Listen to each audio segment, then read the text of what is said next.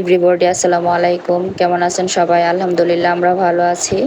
আপনাদের মাঝে নতুন আরেকটা ভিডিও নিয়ে আসলাম। আমরা একটু বের হয়েছিলাম পদ্মবিলে যাওয়ার উদ্দেশ্যে। তো আমরা তো জানি না পদ্ম যে শেষ হয়ে গেছে, পানি যে শুকিয়ে গেছে। তো অনেকজনই বলছে বা অনেকজনকে আমরা জিজ্ঞেস করেছি। তো অনেকেই বলছে যে শুধু যাবেন, ওইখানে পদ্ম নাই। কিন্তু আমার মনটাকে আমি বোঝাতে পারতেছি না যে পদ্ম এত তাড়াতাড়ি শেষ।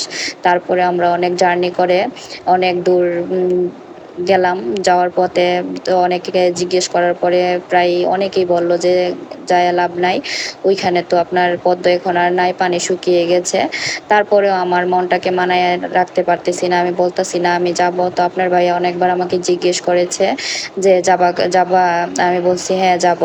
তো আমি যাওয়ার পথে দেখেন ভাই, এই যে কাকা আঙ্কেল উনি মাছ ধরতেছে, এই জাল দিয়ে মাছ ধরে। তো ওইখানে পানি আছে, কারণ অন্য একটা রাস্তা দিয়ে আমাকে নিয়ে গেছে উনি।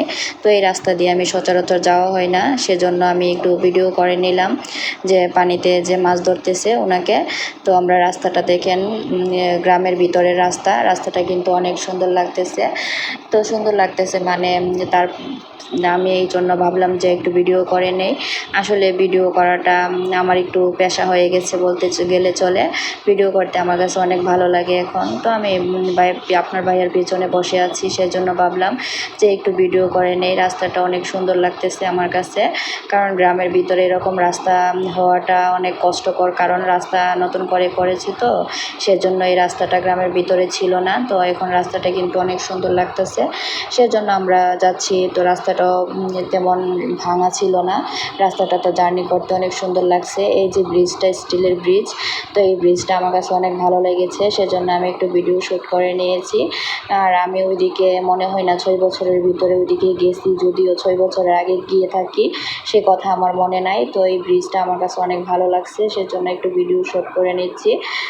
তো ভিডিও শ্যুটের মধ্যে দিয়ে দেখেন ভালো লাগতেছে রাস্তাটা। চারদিকে গ্রামের ভিতরে ঢুকলে তো গ্রামের মজা কিন্তু গ্রামে যারা থাকে তারা কিন্তু অনেক আনন্দ করে, অনেক মজা করে, কারণ গ্রামের মতো আবহাওয়া আমরা কিন্তু শহরে পাই না। কারণ আমরা তো চার দেয়ালের ভিতরে থাকি, চার দেয়ালের ভিতরে তো শুধু আপনার গরম আর গরম। আর ইদানিং যেই গরম যাচ্ছে না, এই গরমে মানে আমরা অনেক কষ্ট হচ্ছে যে দেওয়ালের গরমটা মনে হয় শরীরে লাগে আর সারা শরীর কি জ্বলে। সেজন্য আমার শহরে আর থাকতে ইচ্ছে করতেছে না, আমার মনে চাইতেছে যে আমার গ্রামে একটা কুঁড়েঘর করে গ্রামে চলে যাই। তো গ্রামে কুঁড়েঘর করে চলে যাব ইনশাল্লাহ, আশা করি। তো আপনার ভাইয়া এখানে চাকরি করে, আমি এখানে চাকরি করি, সেজন্যে আমরা এখানে থাকতে হচ্ছে আর কি, নইলে আমরা গ্রামের বাড়িতেই চলে যেতাম। তো দেখেন আমরা রাস্তা দিয়ে যাচ্ছি, রাস্তাটা শেষ হচ্ছে না। তো আমরা যখন ওইখানে পদ্মবিলে গিয়েছি, তো পদ্মবিলে গিয়ে দেখি পদ্ম নাই।